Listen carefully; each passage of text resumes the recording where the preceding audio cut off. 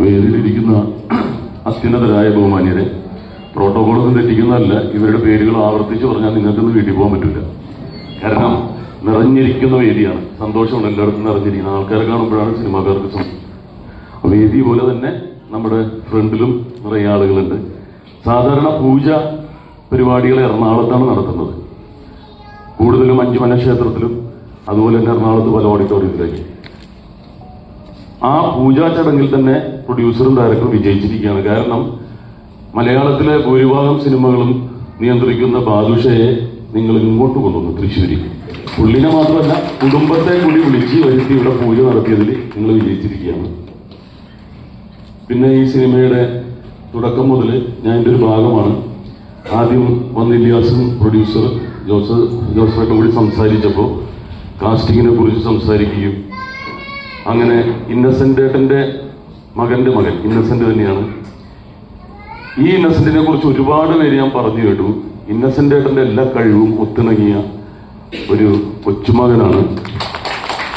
അത് സ്പോണ്ടേനിയസ് ആയിട്ടുള്ള ഇന്നസെന്റ് ഏട്ടൻ്റെ തമാശകളും ആ എല്ലാ കാര്യങ്ങളും ദൈവം അനുഗ്രഹിച്ച് കൊടുത്തു എന്നുള്ളത് ഞാൻ പല സ്ഥലത്തും ഇങ്ങനെ കേട്ടു. അപ്പൊ എന്തായാലും തീർച്ചയായിട്ടും മലയാള സിനിമയിലേക്ക് എന്തായാലും 10 ഗുണം 10 ഗുണം ഇവിടെ നിന്ന് കറങ്ങി പോവില്ല ഒരിക്കലും. സിനിമയുടെ ചോറ് തിന്നിട്ടുള്ള തലമുറകൾ അവരുടെ മക്കളെല്ലാം സിനിമയിൽ തന്നെ വരും, കലയെ ഇഷ്ടപ്പെട്ടുകൊണ്ട് വരുന്നതാണ്. അപ്പോ എന്തായാലും ഇവര് തന്നെ തീരുമാനിച്ചു. അതിനുശേഷം ഞാനൊരു ഷോർട്ട് ഫിലിം ചെയ്തു. അത് ഈ കേരള പോലീസിന് വേണ്ടിയിട്ടായിരുന്നു, ഡ്രഗ്സിനെതിരായിട്ട്. അത് ഞാനൊരു ഡോക്ടറായിട്ടായിരുന്നു.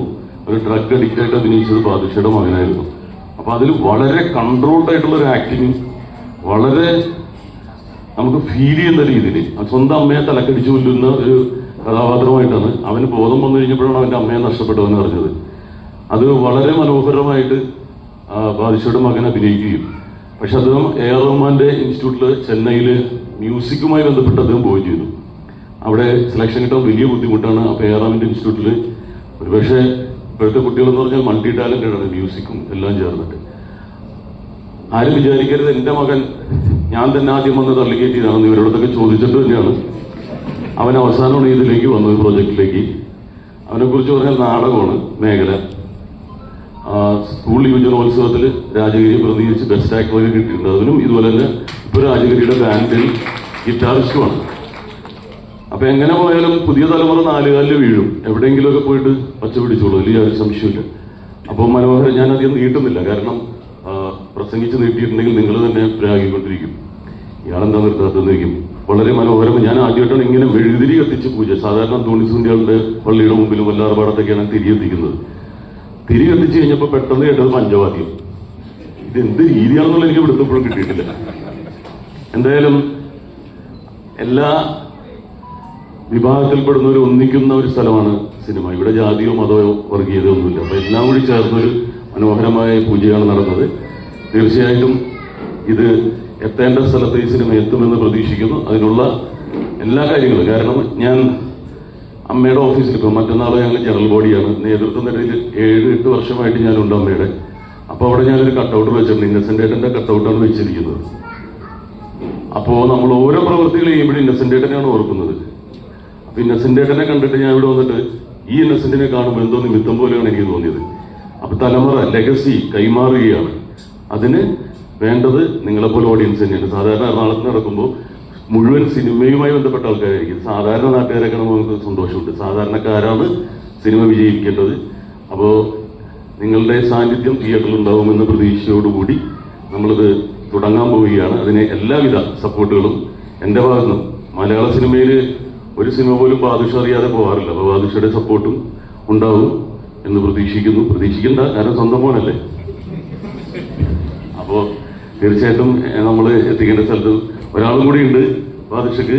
ആളെയും സിനിമയിലേക്ക് കൊണ്ടുവരണമെന്നല്ല, കാരണം വളരെ ടാലന്റ്. ഒറ്റക്ക് പോയിട്ട് മത്സരിച്ചിട്ട് വിയറ്റ്നാമിൽ പോയിട്ട് കോൺടെസ്റ്റിൽ ഫാഷൻ ഷോയിൽ പങ്കെടുത്തിട്ട് വന്നത്. വിയറ്റ്നാമിലല്ലേ, ഗോവയിൽ പോയി, ഇനി വിയറ്റ്നാമിൽ പോകുന്നു. ഒറ്റക്കാണ് പുള്ളിക്കാരി പോയി ഓഡീഷന് പങ്കെടുക്കുന്നത്.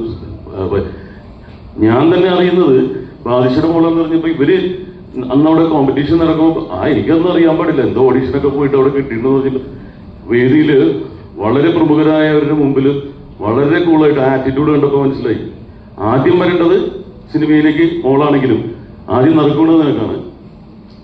സിനിമ അങ്ങനെയാണ്, ലക്ക് ആർക്കാണ് വന്ന് വീഴണമെന്ന് പറയാൻ പറ്റില്ല.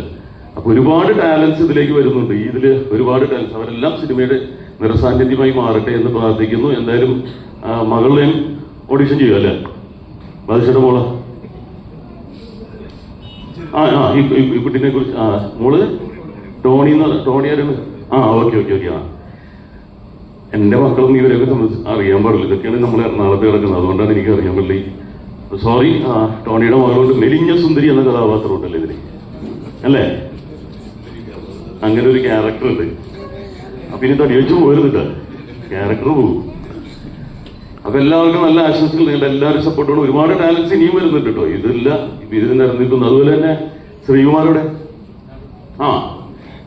ഇവന്റെ പാട്ടുകൊണ്ട് രക്ഷപ്പെട്ടത് ഫഹദാണ്. കാരണം ആവേശത്തില് ഫഹദ് ഒരു റീൽ ചെയ്യുന്നുണ്ട്, കരിങ്കാളിയല്ലേ എന്നുള്ളത്. അത് ഇവനാണ് പാടിയത്. പക്ഷേ അതുകൊണ്ട് ഗുണം ചെയ്തത് ഫഹദാണ്. ഞങ്ങളുടെ കോമഡി ഉത്സവത്തിലൂടെ ഞങ്ങൾ പരിചയപ്പെടുത്തിയിട്ടുള്ള ആർട്ടിസ്റ്റാണ്. അഭിനയ രംഗത്തേക്ക് കിടക്കുകയാണ്. എല്ലാ അഭിനയ രംഗത്താണ്. ഞങ്ങളുടെ കഞ്ഞിയിൽ പാട്ടിടാൻ വേണ്ടിയിട്ട് എല്ലാം വന്നുകൊണ്ടിരിക്കുകയാണ്. വില്ലനാണ്. ഓക്കെ. അപ്പൊ all the best, God bless അച്ഛാ. എല്ലാവിധ പ്രാർത്ഥനകളും വേണം. Thank you.